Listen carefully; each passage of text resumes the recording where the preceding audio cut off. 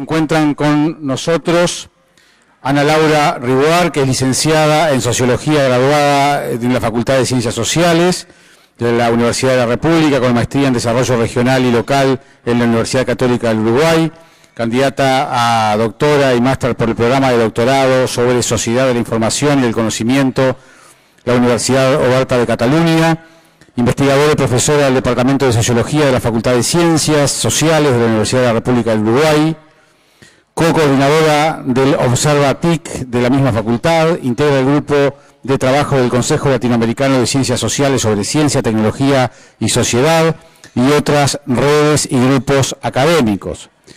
También se encuentra Laura Bianchi, que actualmente es asesora para la promoción del valor social de las TIC del Plan Ceibal, licenciada en Educación con énfasis en investigación y candidata a máster en Educación y Sociedad de la Universidad Católica del Uruguay, Facultad de Ciencias Humanas, técnico universitario en Administración de Empresas de la Universidad de la República, Project Manager de programas de cooperación en el área socioeducativa, consultora nacional e internacional en diseño, gestión y evaluación de proyectos sociales, programas de mejoramiento de gestión, diseño de sistemas de información, asesora en gestión de organizaciones de la sociedad civil e instituciones de educación y en desarrollo de programas de voluntariado. Es además docente universitaria en teoría organizacional. Ambas uruguayas, y ahora les cuento los visitantes que tenemos. Pedro Gep es ingeniero civil, electricista, Pontificia Universidad Católica de Chile, doctorado en Ciencias de la Computación de la Universidad de Edimburgo, en Escocia, en 1983, coordinador nacional Red Enlaces del Ministerio de Educación de Chile desde sus inicios hasta 2001, dirigió su expansión desde una experiencia piloto al proyecto nacional que ha conectado en red a más del 90% de los estudiantes de Chile. Actualmente es académico de la Facultad de Educación de la Pontificia Universidad Católica de Chile, vicepresidente de la Fundación Educacional Auracaní Aprende, presidente de TIE Sociedad Anónima, director de la Fundación País Digital.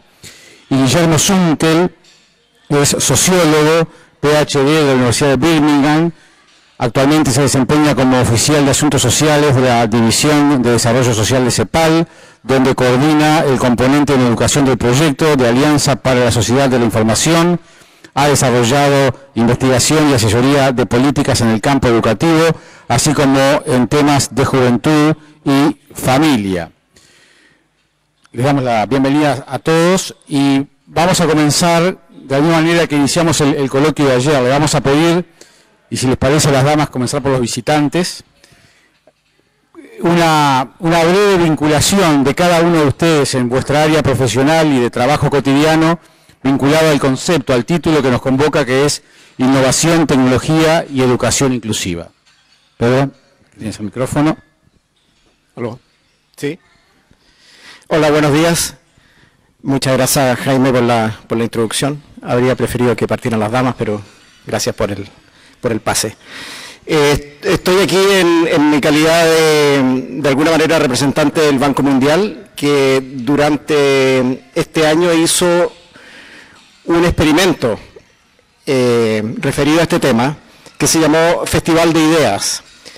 Fue una experiencia virtual en que participaron más de 300 investigadores, docentes, líderes de proyectos de Latinoamérica. Hubo más de 85 uruguayos, desde los directivos de Ceibal, pero en su mayoría docentes de centros educativos. Una experiencia muy rica en que se trabajó sobre los problemas, los desafíos más bien, y las oportunidades del modelo 1.1. La idea era estar en un país ficticio que se llamaba Buenavista, en un distrito, donde por lo tanto con toda libertad, tanto los uruguayos como los chilenos o los del Banco Mundial o quien sea, opinaron con mucha fuerza y mucha pasión sobre los desafíos del programa 1.1 y que fueron compartidas. Entonces a mí me tocó un poco sintetizarlas y quizás a través después del diálogo con aquí mis compañeros podamos compartir algo de esos resultados. Bueno, muy bien. Buenos días. Gracias por la presentación. Yo también hubiera preferido que comenzaran las damas, pero bueno. Comencé primero presentándolas, ahora para aquello de las compensaciones, ¿vio? Sí. Ok. Yo estoy aquí invitado en mi calidad de micrófono más cerca, por favor. ¿Cómo? El micrófono más cerca. En mi calidad de coordinador del componente educación del proyecto ALICE 2, que tiene financiamiento de la Unión Europea y se realiza en CEPAL, Naciones Unidas. El componente educación tiene básicamente dos objetivos principales, que son uno la identificación, sistematización y difusión de buenas prácticas de integración de tecnologías en las escuelas en América Latina. En CEPAL tenemos una mirada regional y recientemente hemos hecho un trabajo ya de hace un año y medio, un par de años, de sistematización de estas buenas prácticas, entre las cuales está incluida CEPAL. Nosotros utilizamos un concepto de buenas prácticas que quizás sería bueno discutirlo en algún momento y relacionarlo con el que acá se ocupa, mucho más genérico quizás, pero que tiene que ver con innovación y con inclusión social. Entonces está relacionado con educación inclusiva y con innovación. Y el otro objetivo es más avanzar en el conocimiento del estado de integración, pero a nivel panorámico, de integración de las TIC en los sistemas educativos en la región, y esto en parte como apoyo a los ILAC, que el próximo se va a realizar acá en Montevideo en abril próximo, y en ese sentido también contribuir al desarrollo, a la reducción de las brechas digitales, que es uno de los temas. Laura, el hecho de cerrar con ustedes también hace que, bueno, que nos permita uruguayizar todo este tema. Una es Laura y otra es Ana Laura, así que comenzamos por Ana Laura. Bueno, en el caso mío, bueno, soy local acá, y como planteó Jaime Clara, a partir del currículum, bueno, tengo una inserción en la Facultad de Ciencias Sociales, tenemos un grupo de investigación denominado Observatic, que es, bueno, multidisciplinar y que nos hemos dedicado en los últimos años a investigar temas de la incorporación de las TIC a la vida cotidiana, esto es a todos los ámbitos, en el Uruguay fundamentalmente, aunque bueno, estamos insertos en redes regionales y internacionales, y bueno, y en la relación a la temática hemos trabajado en este grupo de investigación, bueno, el CEIBAL específicamente, vinculado a lo que es su incorporación a nivel de la familia, de la comunidad y también a nivel educativo en un sentido amplio, no solamente en términos del ámbito escolar, o liceal según corresponda, sino también, bueno, como el uso educativo de este medio y vinculándolo con las desigualdades sociales, la brecha digital, ya un tema que acaba de tomar Guillermo, y bueno, en esa discusión hemos estado haciendo investigación, vinculándonos con programas como Flor de Ceibo, trabajado también con la CEPAL, en fin, en distintos ámbitos desde lo académico, ¿no? Bien, cerramos entonces la ronda con Laura. Bueno, más local imposible. Yo estoy trabajando en el plan CEIBAL desde el año 2008, CEIBAL comenzó en el 2007, y bueno, y he pasado por algunos cuantos roles dentro del plan. En este momento soy asesora en el área del uso social de las tecnologías, y comencé aquí colaborando en diseñar un programa de trabajo con voluntarios y con organizaciones de la sociedad civil. Eso dio lugar a un programa que es muy conocido dentro del Plan CEIBAL, de trabajo con la red de apoyo al Plan CEIBAL, RAP CEIBAL, y con el área de extensión universitaria de la Universidad de la República, que es el programa Flor de Ceibo. A ese programa se unieron otra serie de organizaciones y movimientos sociales y luego también instituciones gubernamentales e instituciones municipales que tienen presencia territorial y que están hoy colaborando con nosotros en algo que ya se transformó en una cuestión institucional más definida, que es la Gerencia de Desarrollo Social, que básicamente tiene dos áreas de trabajo. La Gerencia de Desarrollo Social del Plan Ceibal tiene un área de trabajo básicamente comunitaria y tiene otra área de trabajo que tiene que ver con el desarrollo de los centros educativos. Desde esa perspectiva yo colaboro mucho asesorando a esa gerencia y a su vez al directorio en cuestiones que tengan que ver con la inclusión social. Desde esa perspectiva, el directorio se planteó un desafío, que es iniciar un proyecto de gestión de conocimiento, cuyo hito es el que estamos viviendo hoy, que es esta Expo Aprende Ceibal, que es una muestra de conocimiento en donde intentamos recoger experiencias en el aula, experiencias en los centros educativos, experiencias con las familias, experiencias con la comunidad, con los barrios, en donde de alguna manera sean los implementadores, o en un lenguaje más quizás de innovación, los practitioners, sean los que nos muestren el esfuerzo que hacen diariamente para llevar adelante a Ceibal en la cotidianeidad. Estamos viendo en esta muestra, en 30 experiencias llevadas adelante por estos implementadores, diversas estrategias, diversas formas, acciones de cómo grupos de docentes, grupos de educadores no formales, directamente algunos hasta vecinos, que se han conjuntado para llevar adelante experiencias interesantes y que nosotros dimos lugar. El Plan Ceibal dio lugar a demostrar de alguna manera cómo se va llevando esto adelante. Esta captura de conocimiento tiene como gran objetivo buscar el que compartamos estos aprendizajes y sea una plataforma para tejer redes. Ustedes saben que esta Expo Aprende Ceibal se llama Expo Aprende Ceibal Tejiendo Redes. La idea es Ceibal desde sus principios ha sido su preocupación tejer redes. Podemos decir que existe un plan Ceibal que tiene que ver con una comunidad Ceibal. Y esa comunidad Ceibal no solo somos los que estamos dentro del centro Ceibal tratando de llevar adelante su implementación, sino el enorme esfuerzo de la ciudadanía uruguaya, el enorme esfuerzo también de tomadores de decisiones en diversísimas instituciones que han colaborado para que este plan llegue en donde está. Así que para nosotros es un enorme orgullo tenerlos a todos acá y recibirlo y poder mostrar lo que estamos haciendo. Recuerden que 15 o 20 minutos antes de finalizar, ustedes van a poder tener la posibilidad de tener preguntas con los expositores, así que para que lo tengan en cuenta. Cuando yo mencioné las áreas de trabajo de Pedro recién, fuiste el que comenzó, digamos, el Ceibal chileno, ¿no?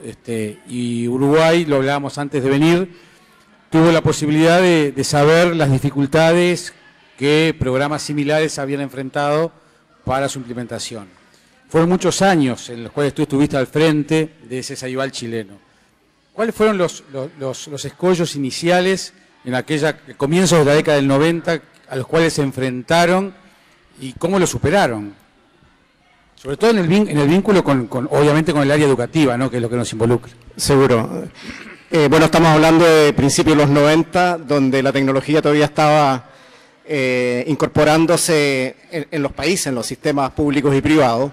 Yo creo que el primer desafío fue cultural, el hecho de incorporar tecnología digital en las escuelas fue muy resistido. Fue resistido por los políticos y por los maestros. La tecnología era fuera del aula. 20 años después ha cambiado completamente el discurso. El discurso es queremos no solo más tecnología, el discurso es cómo la usamos. Esa es la petición.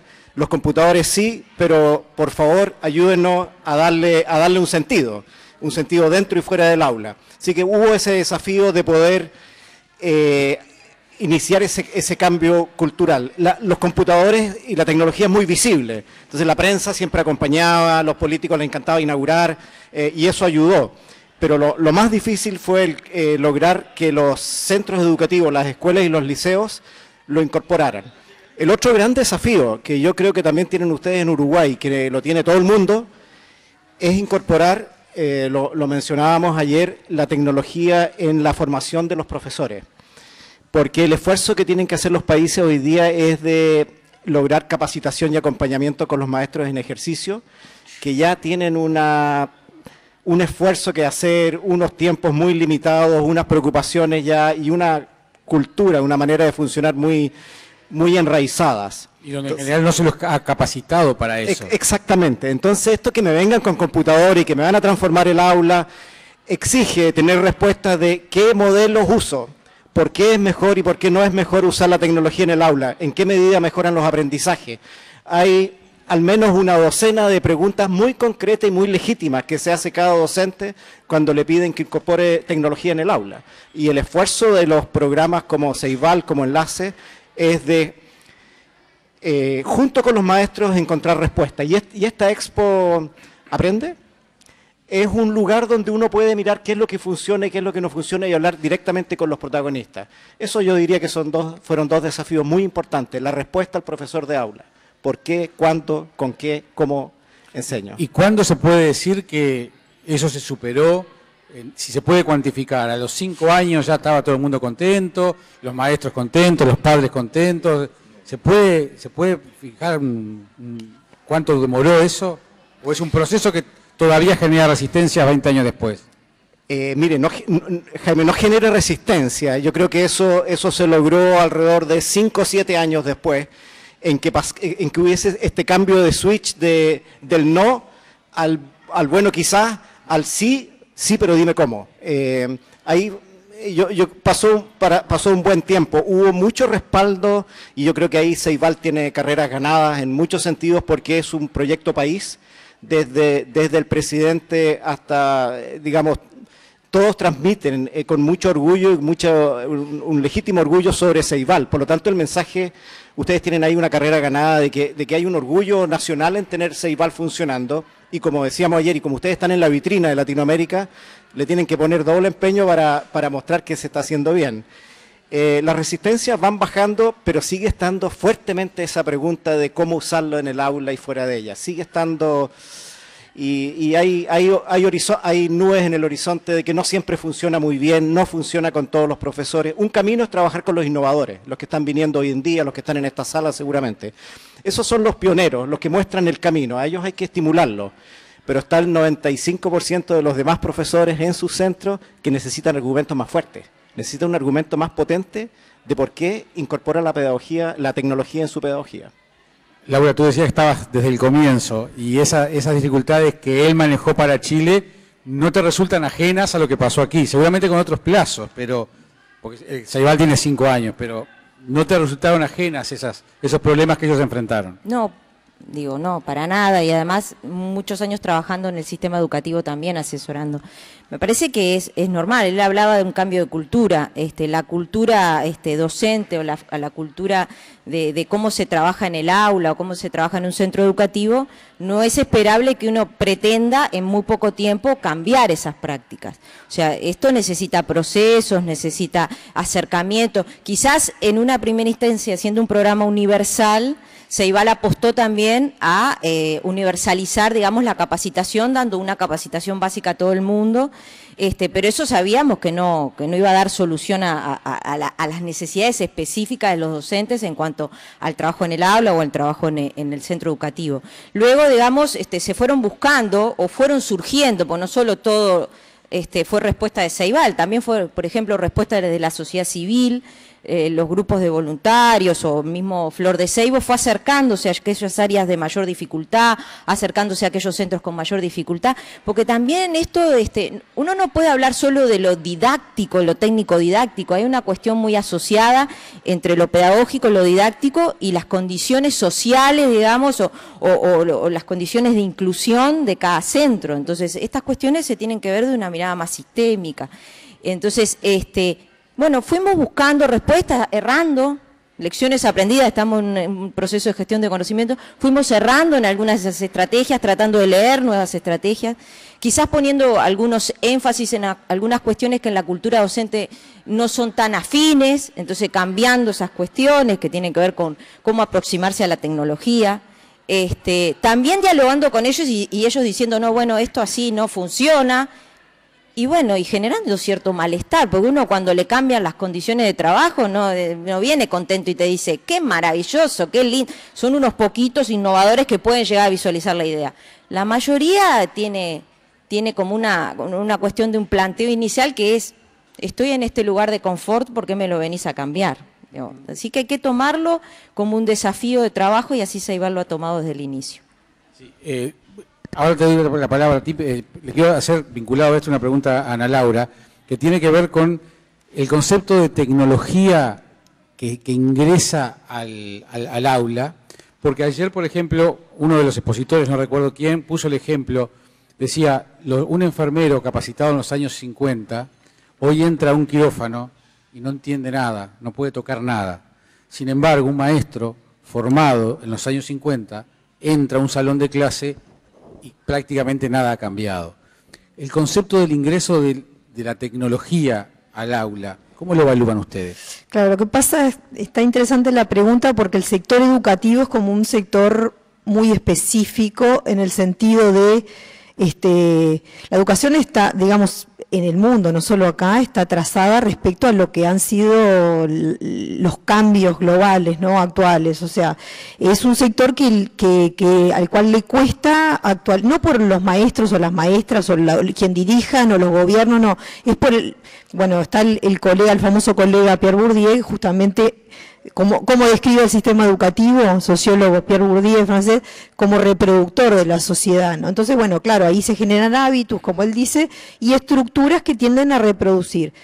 La innovación es lo más costoso en este sentido en el ámbito educativo, y por eso esto que tú decís, quizá podemos, y lo están planteando algunos teóricos, que bueno, que en realidad tenemos una educación que corresponde a la sociedad industrial y no a la sociedad informacional o sociedad del conocimiento, como la denominamos actualmente. Entonces, claro, ¿qué pasa? La tecnología es justamente uno de los emergentes más fuertes de estos cambios, ¿no? Entonces, de acá viene los grandes desafíos, las resistencias que acaba de plantear Pedro, los desafíos que menciona Laura, y lo que ocurre es que, bueno, en el caso de Ceibal particularmente, irrumpió de alguna forma, ¿no?, en el marco de formas tradicionales de enseñar y de aprender también, ¿no?, porque no están solo los que enseñan, sino los que aprenden. Entonces tenemos a los niños y adolescentes aprendiendo mucho fuera del ámbito escolar, sí, a veces sin apoyo, sin orientación, porque la escuela con esto no ha perdido su rol, al contrario, yo creo que hay que como que resignificarlo, ¿no? Y viene el Ceibal a irrumpir, y bueno, y ahí es donde crujió todo, ¿no? Entonces, están estos ya mencionados, ¿no?, los innovadores. Nosotros, a partir de las investigaciones nuestras, lo que vemos es, por ejemplo, un mito, pues ya voy a avanzar sobre lo que ellos plantearon, ¿no?, para no redundar, que comparto un poco lo que han, esto de la innovación, por dónde pasa, ¿no? Porque está el mito de que, bueno, está la brecha digital, la brecha generacional, en la medida que ingresen maestros más jóvenes, esto se va a ir diluyendo o superando, ¿no? O sea, porque los jóvenes usan más las tecnologías, entonces como los maestros van a ser... Y eso ahí es relativo, ¿no?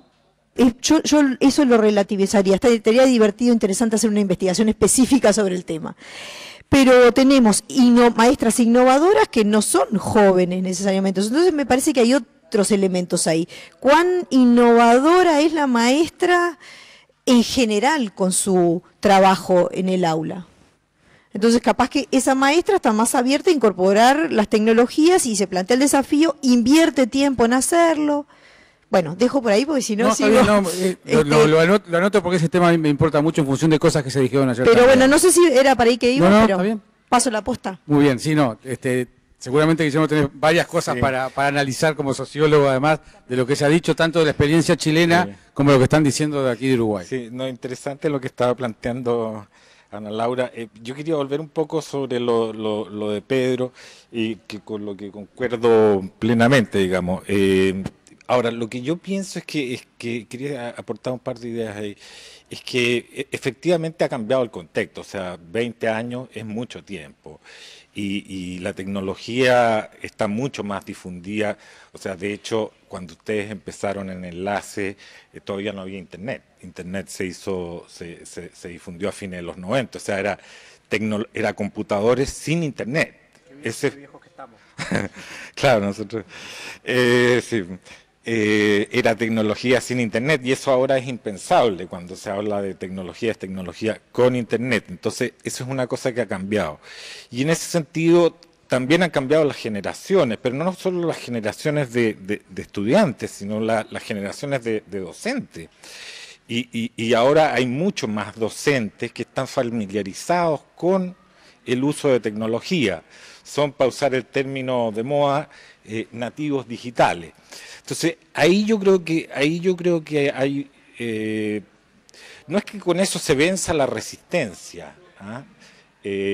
No estoy muy de acuerdo con el término resistencia, pero con la dificultad para usar, yo usaría más bien la dificultad para usar el recurso tecnológico como medio educativo. Entonces, ¿cómo transformar ese uso natural que tiene el nativo digital en un uso significativo o en un uso pedagógico? Yo creo que ese es un gran desafío que les toca más a ustedes ahora, que era distinto hace 20 años atrás. Y otro desafío es yo encuentro paradójico que, siendo que existen políticas de TIC en educación en casi todos los países en América Latina, el tema no está incorporado en la formación inicial docente, sino solamente como capacitación a los profesores en servicio, o sea, como una cuestión remedial. Entonces yo creo que ahí hay también otro gran desafío que está presente ahora. Sí, mi pregunta, te pregunto a ti también y para los demás, pero ¿hasta dónde el nativo digital en la vida incorpora esa herramienta dentro del aula? Si el salón de clase, las paredes del salón de clase no son un límite cultural para eso, es decir, que yo me maneje con la computadora, con internet en mi vida cotidiana, no significa, por la formación que recibí, que yo la incorpore a mi propuesta pedagógica. ¿Sí? Sí, no, yo yendo para lo tuyo, pero retomando lo de la resistencia, estoy de acuerdo con Guillermo, que hoy ya, más que pensar en resistencia, creo que tenemos que, usando otros términos pero siguiendo la terminología de Guillermo, cómo se aprovecha el aprovechamiento de estos recursos para enseñar, para aprender, la apropiación social que hagan las maestras, los profesores y las profesoras sobre estas tecnologías. Entonces, yendo a lo que planteás, creo que claro, lo que pasa es que es un desafío adicional, y relacionándolo con estos conceptos, o sea, no es solo sé usar la tecnología, porque eso sí, más o menos la tendencia es a que se vaya generalizando generacionalmente, ¿no? Porque bueno, pues, de hecho necesitamos usar estas tecnologías casi que para subsistir cada vez más. Entonces, y más si estamos hablando de profesionales, ¿no? Entonces, eso como que sí, el asunto es como el uso específico. Y donde ahí me parece que es donde se requiere hacer una inversión adicional, porque no es que si yo sé usar Facebook o tengo mis amigos o bajo cuestiones música de YouTube o miro videíto, automáticamente como profesional lo voy a saber usar para mi va a ser un aliado en la tarea en mi tarea, porque tengo que adecuar todo, el uso específico y adecuar la tarea que hago y la comunicación con los otros que comparten mi tarea. Lo digo bien general porque no es solo para las maestras y los profesores, nos pasa a todos en el desempeño que estemos. Entonces, claro, requiere de un aprendizaje, una inversión en esta cuestión y yo ahí quiero ir como a un tema que también ha sobrevolado en esta conversación que hemos llevado hasta ahora, que es, bueno, ¿cuánto rinde eso? ¿No? Porque está bien, hay que usar las tecnologías, bueno, pero en definitiva, si incorpora la tecnología a mi práctica profesional cotidiana, ¿redunda en un beneficio para el desempeño, para el tiempo, en este caso específico, para los mejores aprendizajes, para lograr resultados o procesos que yo antes como maestra o como profesora o como socióloga o como docente universitario lo hacía en menos tiempo o con menos profundidad o no sé, lo que sea, ¿no? Pero redunda en algo, porque incorporar la tecnología, porque hay que incorporar la tecnología, me parece que es un sinsentido. Ese es el camino que nunca anda, porque la gente finalmente es inteligente, ¿no? Digo, y dice, bueno, pero bueno, es complejo, ¿no? Entonces, creo que además en estos casos hay que poner mucho del protagonista o la protagonista, de la persona que está haciendo el proceso, para darse cuenta cuáles son los caminos. No sé si es a través de buenas prácticas, de la innovación, pero va por ahí Sí. Me parece interesante porque este tipo de instancias son una especie de freno y mirar lo que se ha hecho y lo que vendrá. Por eso me parece que es importante. Ayer uno de los expositores también mencionó una frase que me parecía muy interesante, que la tecnología sea puente y no muro, decía justamente en la tarea pedagógica. Pero te pregunto a ti, ¿cómo manejaron este tema en Chile? Sobre todo pensando, y en algo que se dijo también ayer aquí, que fue, hay temas que no corresponden que la tecnología los maneje. Es decir, la tecnología no viene a solucionarnos todo, no cae del cielo y hace un giro de 180 grados en la educación.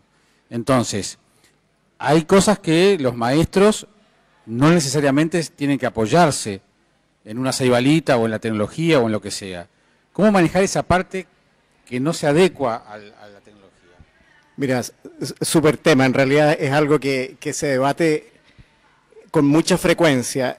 Una de las ventajas de trabajar en estas tecnologías es que uno no necesita reinventar la rueda, porque hay países que llevan muchos años más que uno. Nosotros en Chile miramos mucho a Uruguay, pero también miramos a los británicos, los indonesios y los canadienses, que aunque son contextos diferentes, hay que mantener esa perspectiva, llevan mucho más años, mucho más energía, mucho más trabajo con docentes, y uno puede ver qué le funcionó, lo que decían a Laura, esa pregunta central, qué es lo que le funciona y qué es lo que no le funciona. Y la verdad es que lo que va surgiendo es una mirada un poco más tranquila, un poco más reposada, porque, y yo aquí me siento en el otro lado, yo soy de los fanáticos de la tecnología y yo pienso que todo el mundo la debiera usar, y luché muchos años en Chile por impulsar el cambio cultural, pero he ido madurando, y la mirada es que la tecnología tiene un rol, es súper potente, bien usada, por un profesor bien capacitado, es capaz de desplegar un potencial de aprendizaje enorme, un potencial de vinculación con la comunidad, un enriquecimiento profesional. Pero no todo tiene que ser tecnología en el aula. Ayer justamente tú mencionabas que alguien dijo, ¿y esto de las redes sociales es necesario tenerlo dentro del aula? Yo creo que no. O sea, nosotros de repente los que estamos en la tecnología nos vemos como parece obligados a que todo lo que se descubre en tecnología, a ver cómo lo usamos en el aula. Usemos el Twitter en el aula. Hay aplicaciones de Twitter en el aula y de redes sociales, pero si el profesor tiene que pasar el teorema de Pitágoras de una manera más tranquila, usando un software de geometría y sin redes sociales, está perfecto, está perfecto. Entonces, yo creo que la vuelta que hacemos los programas de tecnología es una partida de una gran confianza y una gran apuesta y una gran expectativa sobre la tecnología, pero volvemos al profesor.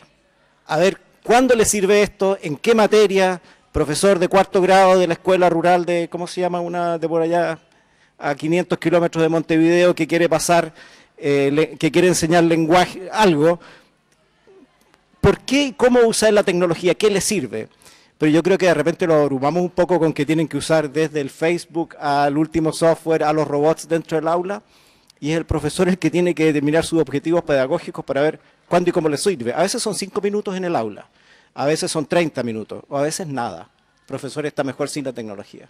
Sí, termina abrumado a veces, ¿no? Totalmente. Laura, aparte de lo que se ha dicho, focalizo la pregunta por el lado de los cuestionamientos que hacía Ana Laura justamente, del tema, bueno, de los resultados, y a algo que mencionábamos antes de entrar contigo, justamente cómo se evalúa el éxito de todo esto, ¿no? O sea, ¿cuándo fue eficaz esa introducción de la tecnología?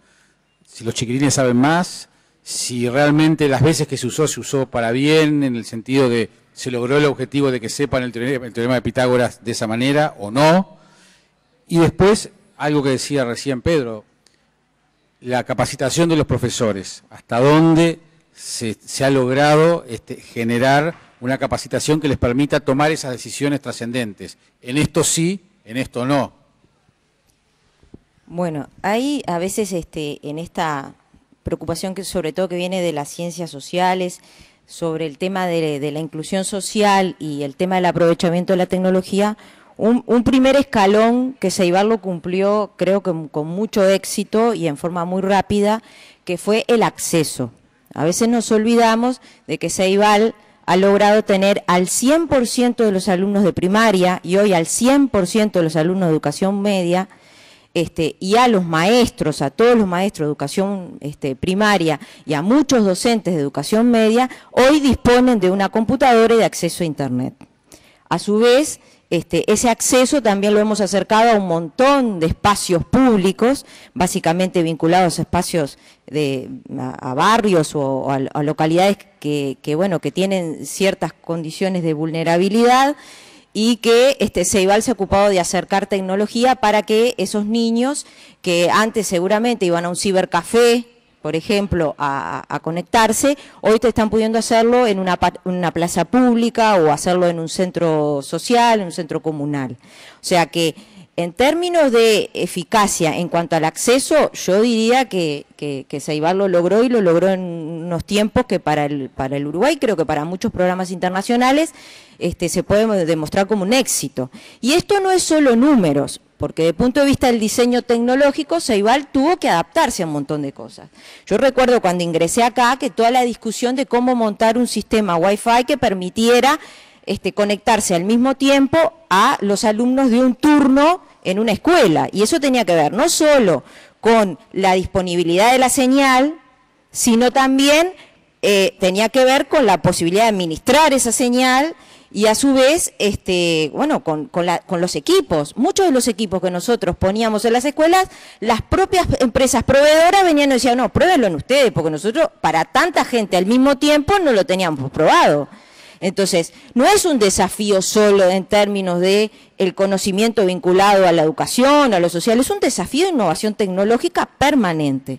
Entonces, creo que desde ese punto de vista Ceibal demuestra logros muy importantes. En el otro terreno creo que también tiene que ver con algo que mencionábamos muchos de los que estaban acá, que tiene que ver con la construcción del sentido. Cuando tenemos que construir sentido sobre algo, un objeto es un objeto en una descripción X, pero todos sabemos que ese objeto tiene un significado para cada uno de nosotros en la medida que se está mediado por un uso. Ese uso tiene que ver con mis necesidades. Para mí la computadora es una X cosa, para el docente es una otra X cosa, para el alumno y para cada uno de nosotros. Entonces, eso requiere tiempo. Cambiar los sentidos o construir nuevos sentidos o buscar nuevas apropiaciones tiene que ver con darnos tiempo para entender esos sentidos, para construirlos. Ahí necesitamos de colectivos, trabajando juntos, colaborando, circulando el conocimiento, y ya no es lo mismo, digamos, que esta otra cuestión más directa de la implementación, que también necesitó de muchos colectivos conversando, porque no eran solo ingenieros. Había ingenieros, había gente de otras especialidades, de la eléctrica, del área de la educación, de la pedagogía, de la sociología, había de todo conversando y viendo cómo se podían dar las respuestas. Entonces, creo que el gran desafío que ha tenido Ceibal en todo este proceso es permanentemente generando innovación. Y por eso este desafío de los 5 años de recoger parte de ese proceso. Porque cuando uno lo quiere recoger en números, bueno, sí, está lindísimo cuando decimos que el 100% de los niños de la educación pública tienen una computadora y acceso a Internet. Pero ya está más difícil decir los usos de lo que los niños le están dando a la computadora. Ahí hay que demostrar, hay que ver el proceso y por eso exponer. en el buen sentido de la palabra. Guillermo, con respecto a tu visión continental de todos estos procesos de la inclusión de tecnología, que prácticamente todos, y tú me corregirás, surgen casi que desde el poder político, decisiones políticas de los gobiernos, ¿no? ¿Cómo se fue dando el proceso de construcción de esta realidad en el sentido de, a partir de la decisión política, comenzar a integrar a las diferentes áreas involucradas, que en definitiva son los que hacen el día a día? Estoy pensando en maestros, estoy pensando en familia, en organizaciones sociales, sociedad civil. ¿Cómo se fue dando, en los casos que tú consideras relevantes en América Latina, todos estos procesos? Bueno, no conozco el proceso de construcción de consensos o de pactos políticos en cada uno de los países para ver cómo se formuló y se llegó al diseño de cada política, pero lo que sí te puedo decir es que como una característica quizás común desde Enlace hasta CEIVAL, la mayor parte de las políticas de TIC en educación es que todas han ido acompañadas de ciertas expectativas. Han generado ciertas expectativas en la comunidad, entre los políticos, la dirigencia política, pero también en la comunidad docente. Y esas expectativas tienen que ver, yo diría básicamente, con que iban a resolver tres grandes desafíos pendientes en la educación. Uno, el tema del acceso y de la equidad. Dos, el tema más del futuro, que es el tema de la calidad, y eso muy vinculado al tema de los logros en los aprendizajes. Y tercero, que también estarían resolviendo el tema de la eficiencia educativa, o sea, que implica eficiencia en las escuelas, pero desde el nivel de la escuela, pasando por la comuna hasta el nivel del ministerio. Entonces, se generaron expectativas o promesas de que las tecnologías serían una especie de solución mágica, o traerían una solución mágica a estos problemas. El problema es que muchas de estas expectativas no han sido resueltas. O sea, por ejemplo, el tema del acceso, yo estoy de acuerdo.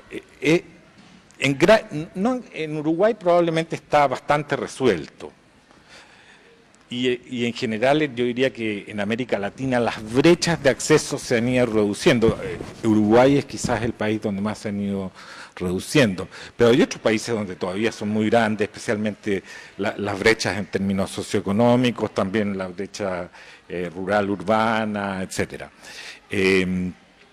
Pero donde hay una deuda muy fuerte y donde la promesa claramente está incumplida es en el tema de la calidad, que tiene que ver con los logros, pero logros es como la parte más medible de la calidad, es un aspecto de la calidad. La calidad tiene otros componentes.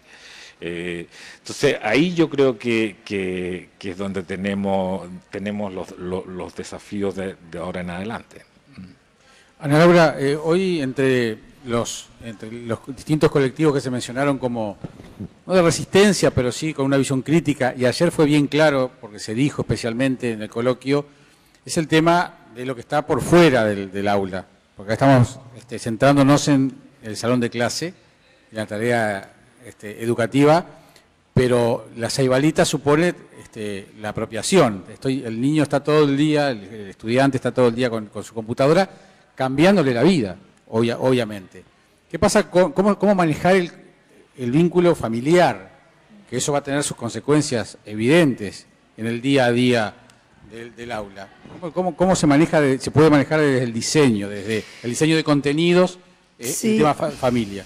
Sí, no entendí bien qué fue lo que plantearon ayer. Ayer de que la familia en su momento, al comienzo, los padres opusieron resistencia. Ahora el gurí va a estar todo el día en Facebook, etcétera. Y bueno, también fue todo un proceso de construcción cultural a la familia, no solo al niño y al maestro. Sí. Nosotros hicimos pues me parece que había entendido mal, pero te entendí bien. Y nosotros hicimos una investigación, justamente fue la primer investigación que hicimos en esta temática, que empezamos en el 2008, que ni siquiera todavía estaba el CEIVAL en todo el país, y más bien encontramos lo contrario, por eso me llamó la atención. En realidad, en el momento, bueno, todos los que somos uruguayos estamos acá nos acordamos, pero en realidad la recepción fue muy importante, positiva. Hay encuestas al respecto, que sea fuera del partido, que fuera la persona, de religión, de todas las edades, todo, era altísima la aceptación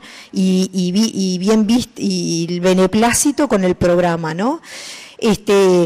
Y nosotros hicimos este estudio cualitativo en ese momento, o sea que no solo las encuestas, sino que fuimos a 4 departamentos del país, tomamos barrios de contexto crítico definidos por primaria, en los hogares, entrevistamos a cerca de 200 adultos, y más bien era todo lo contrario. Y planteamos como conclusión de esa investigación que en realidad como que había 3 perfiles, ¿no?, en la visión de la población, de estos adultos de los hogares, que era, por un lado, los que habían comprado todas estas expectativas que dice Guillermo, digamos, o sea, bueno, esto va a cambiar radicalmente la vida de nuestros hijos, no la de ellos, que eso también es un factor interesante, porque en realidad la máquina la podían usar los padres, y la pueden usar, y ese uso no lo encontramos, ¿no?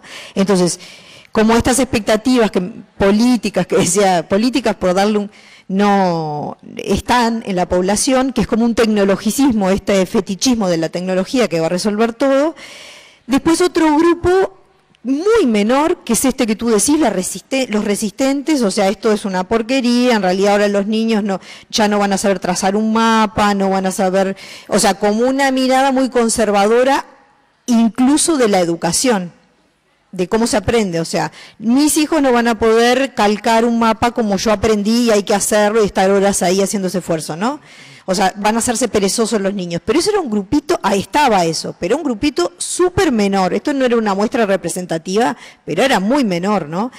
Y después estaba el intermedio, que es como el adulto crítico, o sea, aquellos que sí saben lo que son las tecnologías, las usaban y sabían que podía servir si se cumplían ciertos requisitos, que muchos de ellos no eran tecnológicos, eran educativos, que la maestra lo usara, que los niños lo usaran para aprender, ¿no? Y otra serie de factores. Entonces, por eso me llamó la atención esta... No fue el caso uruguayo, fue el caso argentino y el caso chileno que se manejaron ayer. O sea, bueno. No, por eso, lo puse como ejemplo general. Nosotros que en el caso no digo que no, hay gente, digo, que piensa así, tiene su, no estoy abriendo juicio de valor, pero me llamó la atención porque justamente con Ceibal aquí, y lo que quiero decir es que incluso esta visión como más tecnologicista o más fetichista es la que después lleva a muchas frustraciones. Las frustraciones, o sea, cuando después no se cumple eso, porque la cuestión es como mucho más compleja. Después nosotros vivimos toda la experiencia de rotura de máquinas, o sea, todo este asunto de cómo, que nosotros manejamos desde la sociología, de los trabajos que hacemos en facultad, las investigaciones, etcétera, el tema, bueno, de esta recursividad entre las brechas. O sea, que es el gran desafío de Ceibal. O sea, las brechas, las desigualdades, si quieren, para usar otra terminología sociológica, las desigualdades sociales interactuando con la brecha tecnológica, que en palabras concretas y mirando un poco Ceibal, es como, bueno, en realidad, ¿dónde se aprovecha menos Ceibal? O donde la mayoría, donde hay dificultades adversas en el contexto, o sea, donde los niños son más pobres, donde se rompen más las máquinas, donde los hogares, ¿no? Entonces, el gran desafío de Ceibal, pero a su vez es cierto que son los que más se beneficiaron, porque esos grupos son los que menos hubiesen nunca llegado a acceder a una computadora, y menos en el hogar, y menos propia, etc. Entonces, digo, yo sé que suena medio contradictorio, pero es medio contradictoria y compleja la situación. Entonces, creo que el gran desafío de Ceibal es cómo mediante la inclusión digital revertir las otras brechas de desarrollo, de desigualdades. Y esos son procesos a súper largo plazo. Y sin embargo, para una política o para un plan, la exigencia siempre es a corto plazo. Estas promesas que decía Guillermo, políticas, son... Bueno, cuando termina, y una virtud de Ceibal es que logró sobrevivir y bueno, demostrar algunos resultados, y termino con un ejemplo que a mí me gusta poner porque es en mi propio ámbito, que es en la universidad. En una instancia de discusión central de la universidad, alguien planteó, alguien es un decano o alguien, ¿no? Una autoridad planteó, bueno, reaccionemos porque en ese momento no me acuerdo, esto hace 2 o 3 años, en tantos años van a llegar todos los de Ceibal a la universidad y esto se va a revolucionar. Y en realidad, ojalá lleguen los de Ceibal a la universidad. A ver qué es lo que les quiero transmitir como ejemplo. Que se tienen que dar tantas condiciones para que los niños de la escuela pública que acceden a la de Ceibal estén accediendo a la universidad, que ojalá ese sea un problema. Porque hay otras desigualdades que hacen que esos niños nunca lleguen a la universidad. Entonces, ojalá el acceso a Ceibal haga, y otras tantas cosas que tienen que pasar, por ejemplo, que lleguen a secundaria. Antes de llegar a la universidad hay que llegar a terminar secundaria, para que tengamos a los de Ceibal en la universidad, ¿no? Qué tentado estoy de seguir con esto. Laura. Yo quería complementar esto que decía Ana Laura, con la encuesta que nosotros hacemos todos los años, la encuesta nacional que hacemos en Ceibal, en donde el tema de las expectativas. En esa encuesta nos da que los padres, sobre todo las madres, tienen una alta expectativa sobre la mejora de los aprendizajes, pero también tienen una alta expectativa en referencia a posibilidades futuras de opciones laborales. Entonces, cuando nosotros estamos hablando de resultados, en realidad no solo estamos hablando de los resultados más concretos en cuanto a los aprendizajes específicos, sino también estamos hablando de las habilidades para la vida, las habilidades sociales, las habilidades de interacción. Entonces, hay una serie de otros elementos que tienen que ver con los aprendizajes que a veces cuando decimos queremos resultados de los aprendizajes, que estamos hablando de aprendizaje más duro, ¿no? En el conocimiento más, la matemática, la lengua, que evidentemente son los aprendizajes más instrumentales, pero también no tenemos que, me parece que no pensar en una línea, no pensar linealmente, ¿no?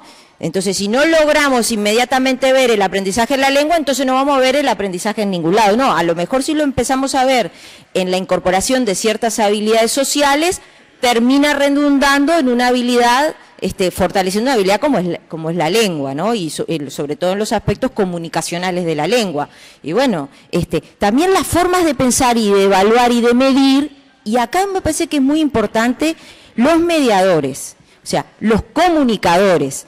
Y en este sentido no solo los comunicadores en términos de los que manejan los medios de comunicación, sino también los intermediarios sociales. Nosotros hemos tenido una fuerza de trabajo casi que ha mediado muchísimo entre los padres, la familia, la comunidad y esta experiencia de Ceibal que en un primer momento sobre todo se vio como muy tecnológica. Y han sido voluntarios, colaboradores, vecinos, maestros que quizás desdoblándose de su rol de maestro, del conocimiento, se desdoblaron en un rol más social y acercaron ese conocimiento a sus vecinos, a las familias.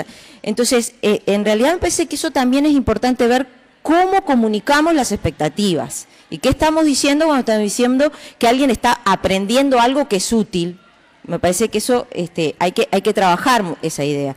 Y un segundo elemento me parece que también es los directores en esa encuesta perciben, y a veces eso es difícil de cuantificar, perciben que hay ciertos cambios motivacionales en los alumnos, ¿no? Y esto tengo entendido que en varias investigaciones internacionales aparece.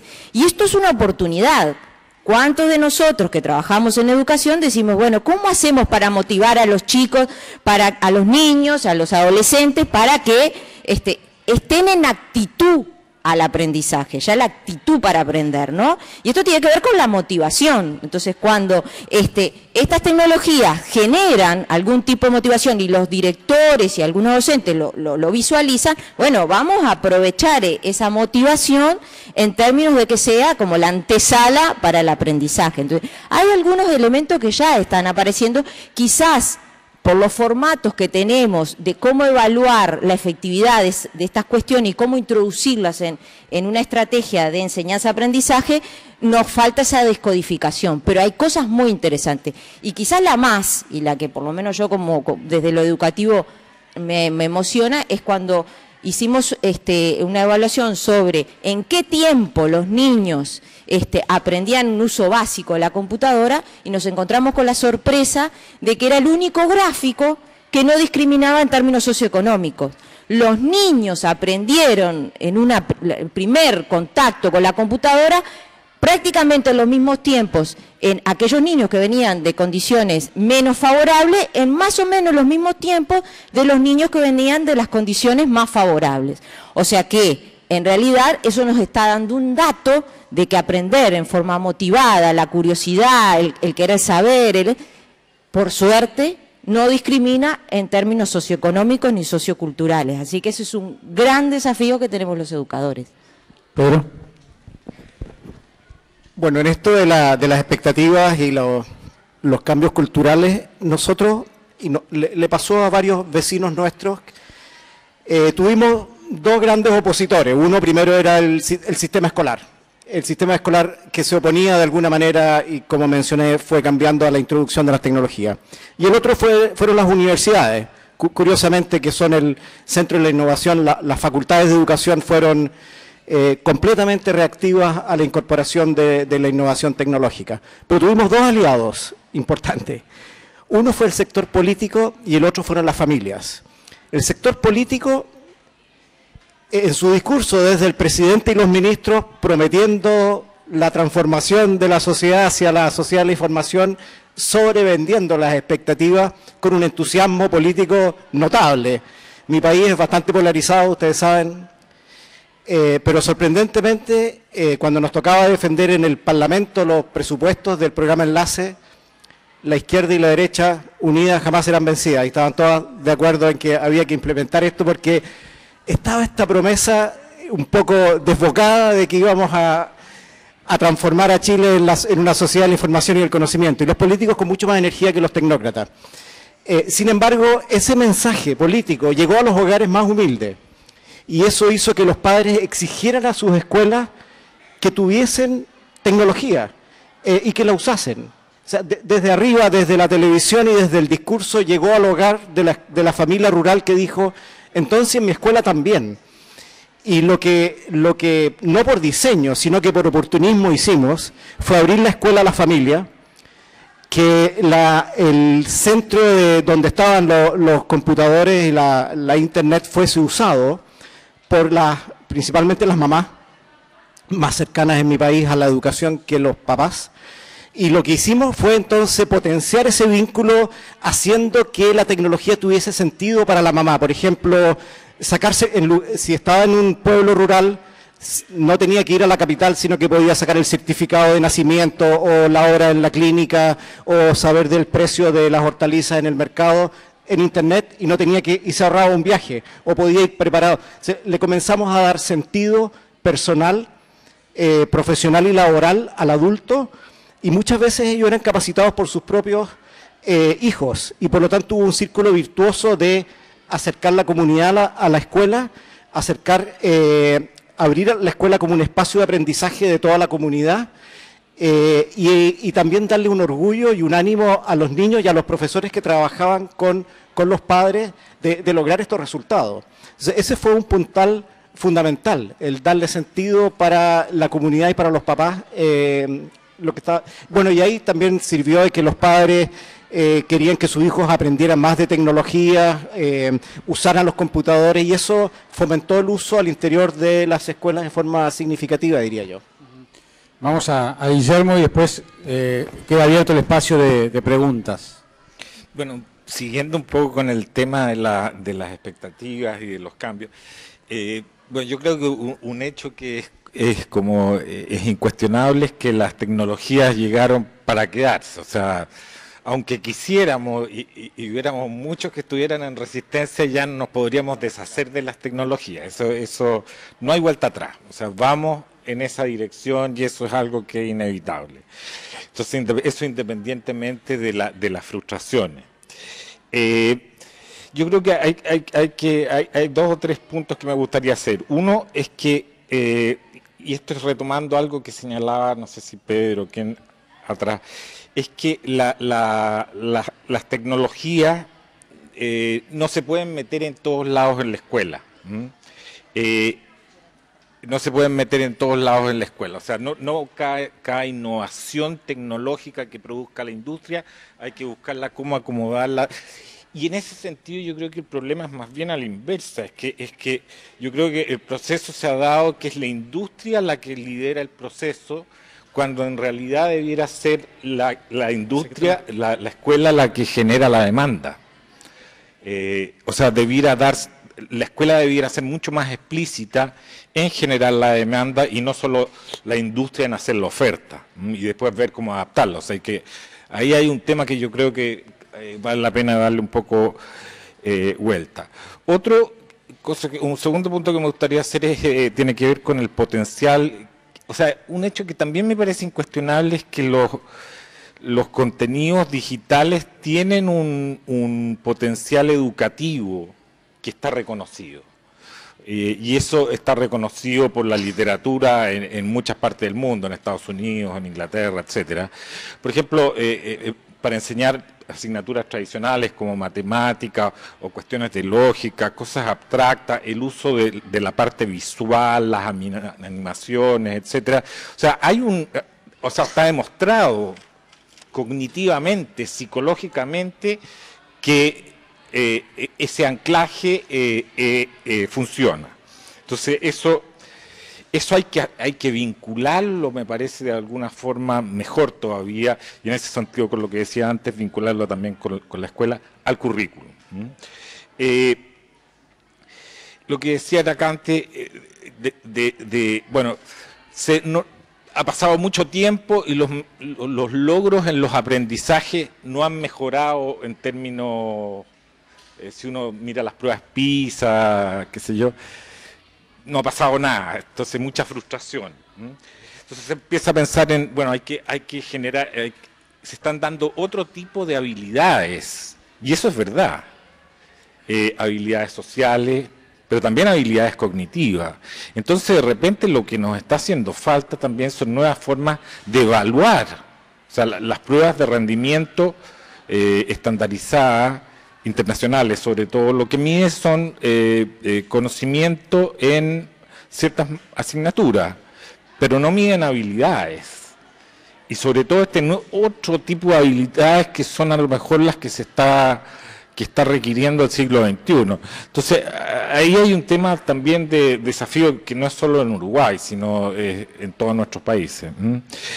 Y un último punto que quisiera hacer es que, algo vinculando que decía Ana Laura delante, que efectivamente yo creo que en todos nuestros países los sectores que más, pero sobre todo quizás en Uruguay, que es donde más se ha puesto el énfasis, más se han beneficiado son los sectores más pobres. Pero la pregunta es, ¿se han beneficiado cómo? O sea, cuando uno habla de equidad, ¿se ha reducido la brecha en términos cognitivos, lo que podríamos llamar esa segunda brecha digital, que ya no es la brecha de acceso, sino la brecha de apropiación, en los modos de apropiación? ¿Se ha reducido esa brecha? Yo creo que ahí hay una pregunta también que es interesante. Para contestar una alusión. ¿Qué? Para contestar. No, pero ya que me das el micrófono. No, sí, yo también creo que es una pregunta pendiente. Y lo que pasa es que me parece que ahí es donde entra esta interacción en cómo superan otras brechas estos sectores. Entonces, yo qué sé, en la medida que en Uruguay se reduce la pobreza, mejora la inclusión social de los niños y niñas, mejores, también creo que va a contribuir a reducir esta. Creo que solo con la tecnología eso no se va a superar. Pero sí quería retomar, ¿sabés qué otra cosa que planteaba hoy que no lo mencionamos y yo lo tenía? El tema del liderazgo, o sea, de la demanda y la oferta y el consumismo por la tecnología. O sea que ese es otro punto bien interesante que bueno, que hay un ritmo voraz, no sé, impresionante de producción, de desarrollo tecnológico, y la educación en realidad casi que lo podemos poner en el otro polo, y ahí ese es un problema, ¿no? Pero tampoco... El sistema compase esos avances. Sí, eso es lo que no lo sé, yo lo dejaría como pregunta, porque creo que tampoco la educación tiene que estar corriendo atrás de los desarrollos tecnológicos. Pero no puedes quedar rezagado tampoco. No puede quedar tan rezagado, porque de hecho los ciudadanos que está formando la educación tienen que tener las habilidades y acceder a esa tecnología. Y además porque hay un ritmo, hay otra cuestión, que es estos ritmos, esta vorágine, que de repente también la escuela puede contribuir a poner otros ritmos. Porque de repente los ritmos de la reflexión, de ser crítico, de pensar, de analizar, de criticar, de reflexionar, son otros, no son la de tengo el último chiche tecnológico o accedí. Entonces, pongo el dilema porque me parece que vale, ¿no? También sí, claro. Ese es un tema tan cultural como los iniciales. Exacto, el tema tiempos también creo que es un tema. Está bien. ¿Hay alguna pregunta para alguno de los expositores? Se levantan la mano al que quiera preguntar, comentarios, allí la señora. Ya te acercamos el micrófono. No prometo concretar una pregunta, más bien una inquietud. Primero que nada, que el espacio está muy bien llamado para aprender, para tejer redes, para repensar. Yo incluso miraba un poco la audiencia ahora, porque este es el cuarto coloquio en el que estoy, los he escuchado atentamente. Soy una alumna un poco lenta y me cuesta, voy digeriendo a medida que va terminando cada uno. Y es el tercer coloquio en el que se menciona particularmente el ejemplo de la NERS y la sala de operaciones, y el maestro y la sala de aula. Y yo en un grupo pequeño de reflexión en el que compartimos justamente temas de inquietud, varias veces he discutido este tema, incluso en mi humilde labor de aula, donde filosofía y TICs se encuentran permanentemente y se desencuentran, afortunadamente, que yo creo que está mal colocado la cuestión temporal ahí, porque por tomar de la sala de operaciones quizás un elemento muy sencillo, muy común, un bisturí. Yo puedo probar aleaciones de materiales para el bisturí, puedo poner el bisturí en manos robóticas y que haga 1000 cortes en determinado tiempo en una piel artificial y valorar si el corte es de la misma calidad o no. En un aula, 20 mentes en la situación más ideal que pocas veces se da, cuánto, y me refiero al salto cualitativo, cuánto más difícil desarrollar instrumentos, probar instrumentos, compararlos. Es muchísimo más difícil. Entonces, el fenómeno temporal en educación, yo creo que se tiene que trabajar desde otro lugar reflexivo. Ayer, por ejemplo, una pregunta de la primera moderadora de la mañana fue, ¿hay docentes enojados con la tecnología en el aula? Yo creo, y lamentablemente tengo anécdotas y un número elevado, lamentablemente, que sí, que hay docentes enojados. Frustrados, no les quepa la menor duda. Y la línea del discurso, pero fundamentalmente de los que vienen de afuera, que estamos diciendo que queremos aprovecharlos para aprender de los errores que otros han cometido, la insistencia ha sido en el desafío para el docente. Yo me alegro de que me lleva tiempo digerir, porque si hubiera empezado a tomar los desafíos para el docente del primer coloquio, habría huido despavorida al mediodía. Porque nos siguen sumando desafíos, que particularmente creo que todos los que estamos aquí, indudablemente, tenemos una disposición a aceptarlos. Pero la línea de pensamiento que quiero concretar de los extranjeros, y lo fui anotando en cada uno de ellos, el énfasis puesto en el docente comienza en la formación del docente.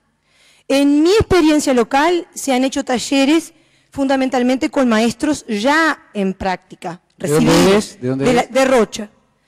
Y como decía, tenemos anécdotas tristísimas, otras por supuesto fabulosas, pero yo creo que el modo más rápido, el modo más económico para nuestro país, y lo digo porque trabajo en formación docente, es elaborar estrategias para los futuros educadores ya. Porque esas nuevas generaciones salen en forma inmediata a jugar con los niños, son de algún modo nativos digitales, una expresión que a mí personalmente no me gusta como se usa en general, y pueden producir cambios. Hay que seguir con los talleres para los maestros que están recibidos, sin lugar a dudas. Yo tuve maestros, por ejemplo, el primer año que Ceibal llegó a Rocha, hicimos 3 talleres multiplicadores de lo que los expertos de Ceibal nos habían enseñado, a un grupo reducido.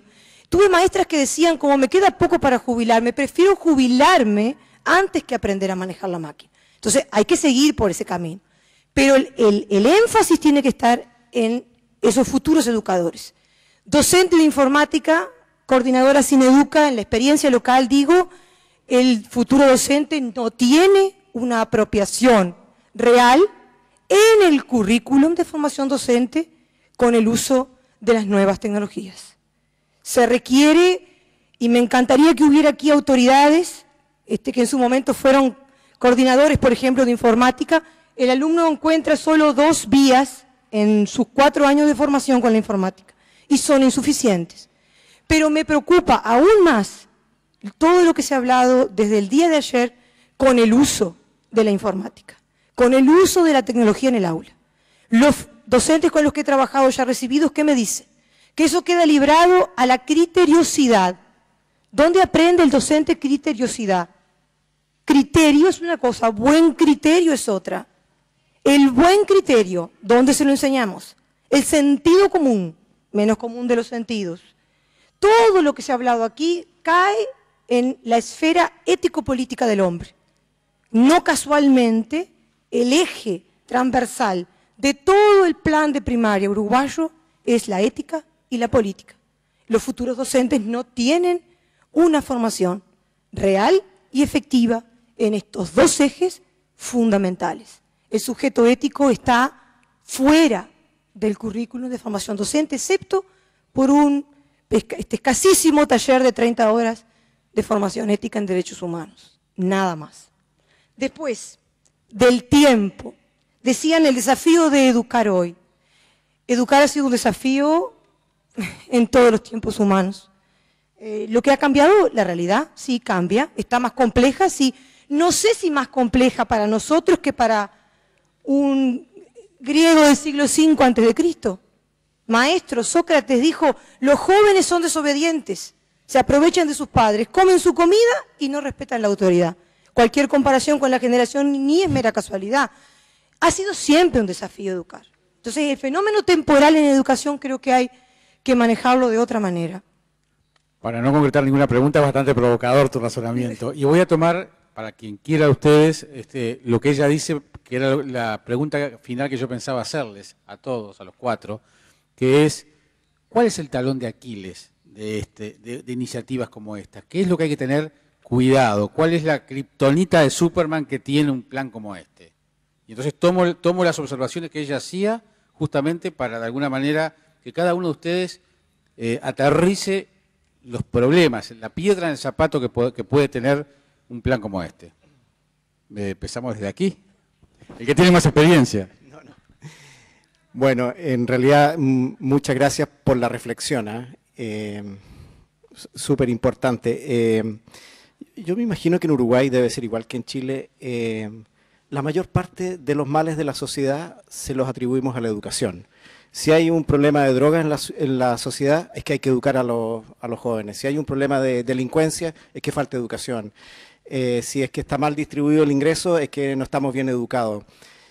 La carga comunicacional, psicológica sobre los docentes, que son los responsables, al final, si un docente lee el diario todos los días y escucha la prensa y la televisión, es abrumador lo que le implica su trabajo profesional. Es no solamente un educador, es un psicólogo, es un sociólogo, es un trabajador social comunitario que tiene que resolver muchos problemas. Y además educar en pobreza, donde hay unas situaciones socioeconómicas muy complejas, requieren, y por lo tanto simpatizo con este reclamo de la carga que se hace desequilibrada para resolver todos los problemas a través del trabajo en aula. Cuando en realidad es un problema de toda la sociedad, de toda la comunidad, de los padres y los apoderados, que muchas veces delegan en la escuela esa responsabilidad, equivocadamente. Yo comparto también en que la formación inicial docente es clave. Lo he dicho en todas las oportunidades que me han pasado un micrófono. Es una petición que hay muchos oídos sordos, hay mucha simpatía. Sí, en realidad tienes razón, sí, en realidad lo hemos escuchado, pero uno vuelve a dejarlo en el plano de las simpatías y no lo veo en la implementación. Hace muy poco, gracias a CEPAL, hice una mirada a la formación inicial docente de toda Latinoamérica y son contados con los dedos de la mano aquellos donde se pasa de la preocupación a la ocupación. Y yo creo que ahí está la clave. Esa clave está también con un esfuerzo necesario de enriquecer y dignificar la formación inicial docente como una carrera extraordinariamente importante, que también se simpatiza con el concepto, pero no se materializa ni en los tiempos de los profesores, ni en las remuneraciones de los profesores, ni en su desarrollo profesional. En Latinoamérica tenemos un nivel de discursos y de simpatías distanciado de su implementación, que yo creo que resolvería muchas cosas. Si nuestros profesores fueran los mejor pagados, los mejor preparados, los mejores cerebros del país trabajando por la educación, a lo mejor avanzaríamos un poco. Pero hay otro camino que sí la tecnología puede apoyar en esta situación, que es la de las redes de pares. Ustedes tienen una gran capacidad de conexión tecnológica, al menos en Uruguay, nosotros también en Chile. Sin embargo, está ahí la carretera. Sin embargo, los docentes no se han tomado esta carretera como una red de transmisión de inquietudes, de testimonio, de cómo lo hago en aula, de qué es lo que haces tú y qué es lo que no hago yo. Hay muy poco de eso. Y eso tiene que ver de alguna manera con la formación docente, en que el profesor es al final del día un profesional bastante aislado en su escuela, en su aula, con sus pares inmediatos tal vez, pero una escuela rural sin pares inmediatos. Y la tecnología le permite pertenecer, como lo hacen los que están teniendo éxito en esto, con las tecnologías, es formar comunidades de pares. Y falta por ver y falta por implementar en Latinoamérica y en los países, ni siquiera en los distintos estados, en los distintos comunidades de Uruguay y de Chile, que los profesores tengan una reflexión común utilizando las tecnologías. Hay muy poco de eso.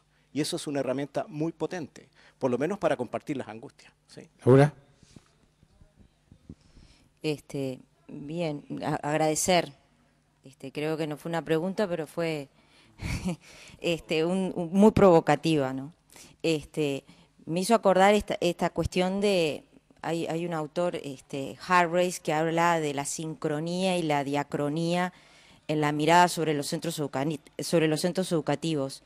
La tradición epistemológica, metodológica de la mirada sobre las cuestiones, a veces sociales, pero sobre todo la educación, que es lo que más yo puedo hablar, tiene una tendencia a verse en forma sincrónica. Y por eso el peso de las comparaciones temporales y esta cuestión, ¿no? Pero en un momento en donde el mundo se ha vuelto tan complejo, las relaciones están difíciles de detectar cuáles son las recurrencias, que es lo que nos permite ver esa sincronía, hace necesario adoptar otro tipo de metodología. Y vamos un poco a lo que planteaba hoy Zunkel, Guillermo, en el sentido de empezar a pensar otras cuestiones para mirar estas realidades. El problema es que, bueno, las legitimidades de los recorridos, de las metodologías para mirar estas cuestiones, y luego estas metodologías aplicadas a la acción, que es lo que tú decías, ¿no? La formación docente, ¿por qué no se piensa de otra manera? Bueno, tienen unos recorridos que hay que romper ciertos paradigmas, ciertas estructuras que tienen que ver con bueno, esto es legítimo o no es legítimo en términos de lo que estamos observando y de las conclusiones que estamos sacando. A mí me parece que tú pusiste ahí un tema, por elevación, un tema que necesitamos discutir, no solo, creo que a nivel docente, mucho, que es toda la cuestión epistemológica sobre el ser docente y cómo hacer docencia, pero también quienes de alguna manera colaboramos en la investigación sobre estas cuestiones. Y este esfuerzo de hacer una feria de conocimiento tiene mucho que ver con la diacronía, porque lo que nosotros queremos ver es el fenómeno, lo que nosotros queremos ver es el caso, lo que nosotros queremos ver es la práctica en acción. Y en esta cuestión de desmerecer la acción, quizás por estar en un espacio simbólico del conocimiento y yo qué sé qué, decimos, no, ¿cómo vamos a ver la acción en sí misma? Y en ese sentido estamos desmereciendo una profesión que está todos los días sosteniendo en el aula, ¿sí?, el aprendizaje. Entonces me parece que pusiste un tema que... Y ese está también, de alguna manera, correlacionado con esta cuestión de lo ético. Pero en una sociedad donde se caen las grandes instituciones, donde los grandes paradigmas de interpretación de la sociedad están, de alguna manera, ciertamente cuestionados, aunque algunos persisten todavía de alguna forma y se están recreando, la cuestión de las relaciones sociales y el eje de la solidaridad entre esas relaciones, ¿qué tiene que ver la solidaridad? Quizás antes la solidaridad estaba muy mediada por ciertas instituciones, la familia, el Estado, la escuela. Hoy esas cuestiones están de alguna manera en cuestión y la solidaridad es una construcción que tiene más que ver con redes, con construcciones colectivas, con dialogar. Estaba escuchando hoy de mañana las noticias de lo que pasó en la ONU con el tema de Israel y Palestina. ¿Qué tiene que ver hoy la cuestión de las relaciones de solidaridad y cómo las construimos?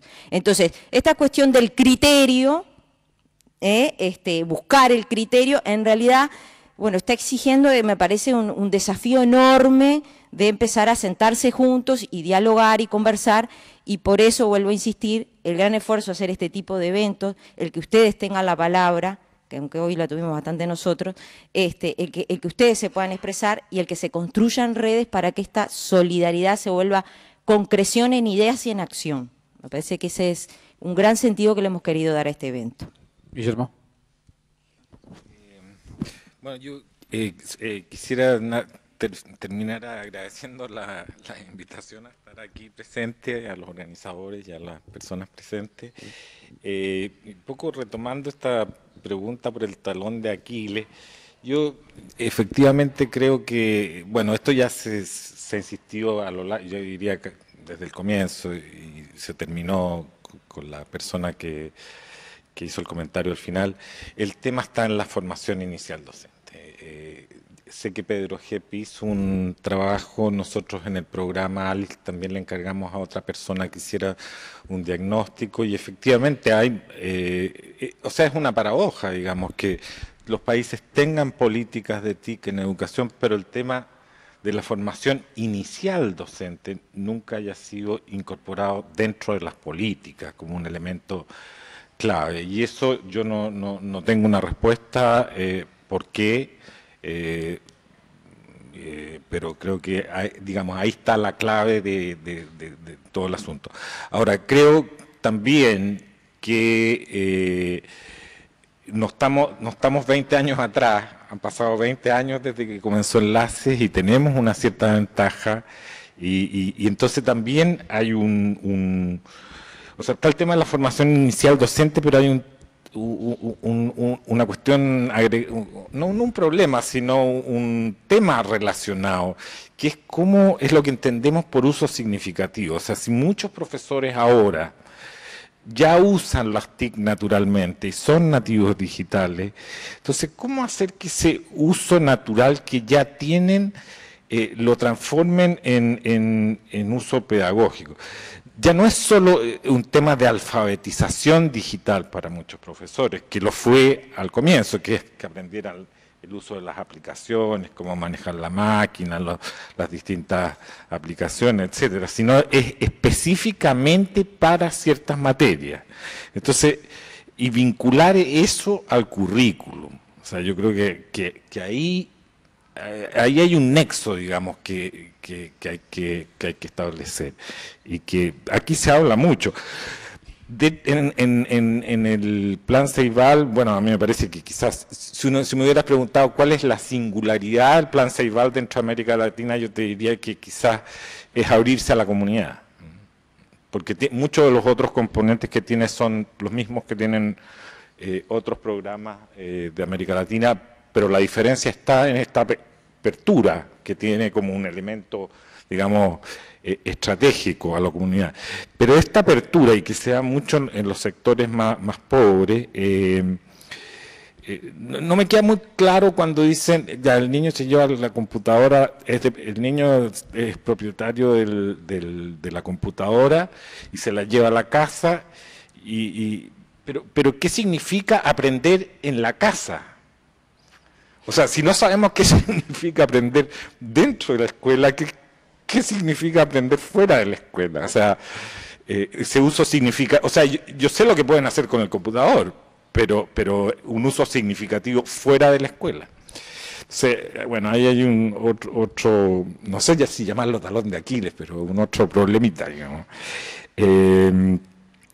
Y por último, así solo para cerrar, es que, bueno, a mí me parece genial esto de que se puedan, y creo que eso solo se podría hacer en Uruguay por una cuestión de tamaño, que todos los computadores lleguen que los niños sean propietarios de la máquina. Pero esto de que lleguen a sus casas, sobre todo en los sectores más pobres, ¿cómo hacer para que se traduzcan efectivamente en un beneficio social, en una reducción de las desigualdades sociales, en una reducción de la inequidad? O sea, yo creo que ahí está como,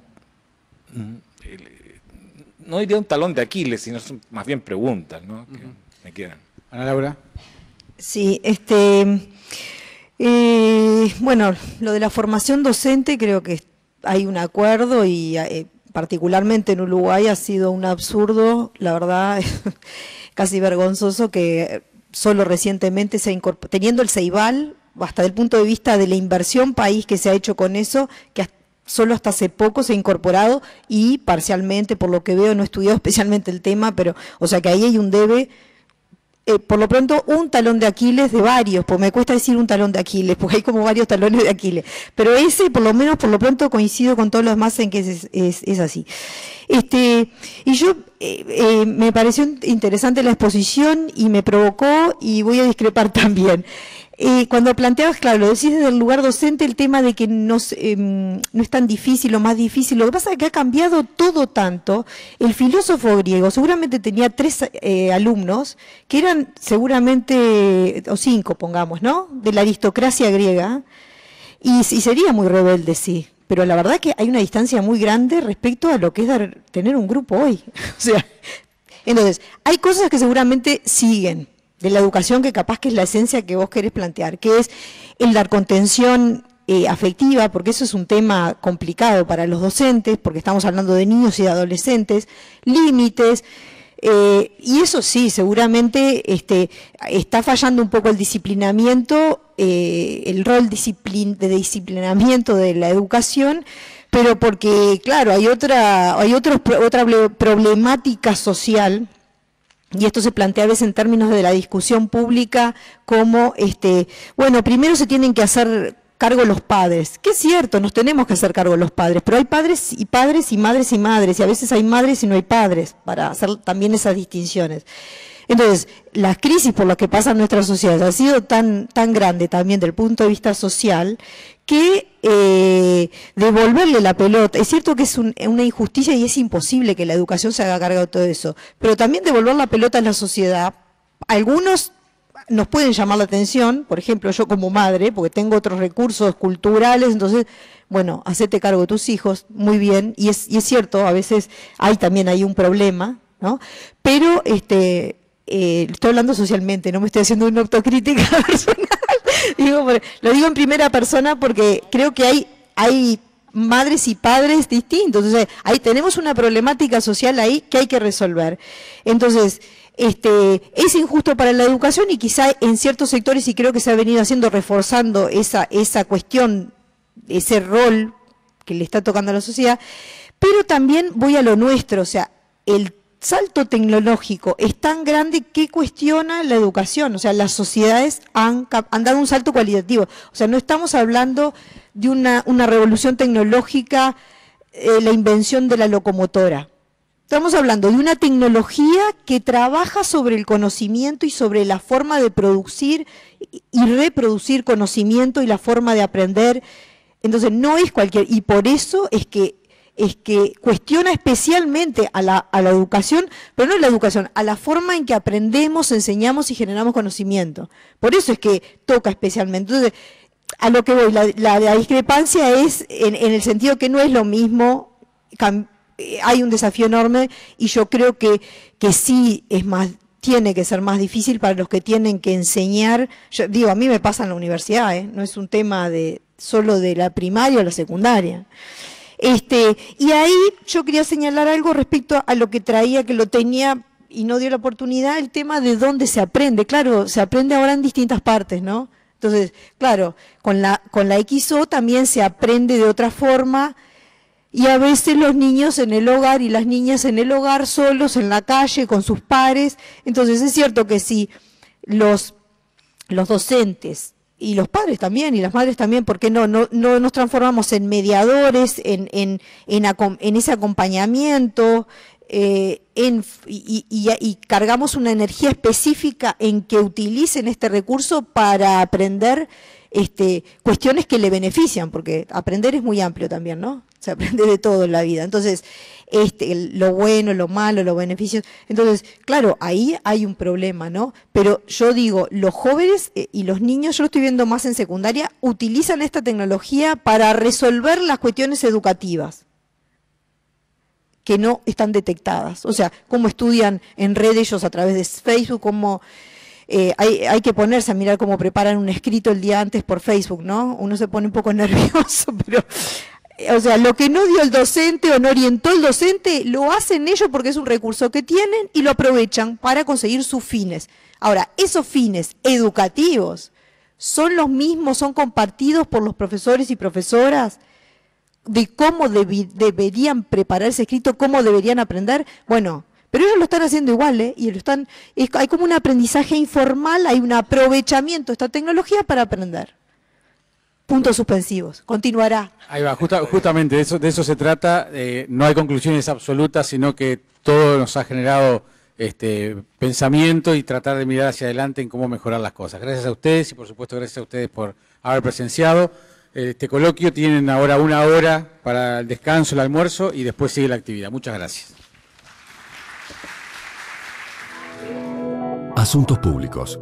Para conocer mejor, para saber más.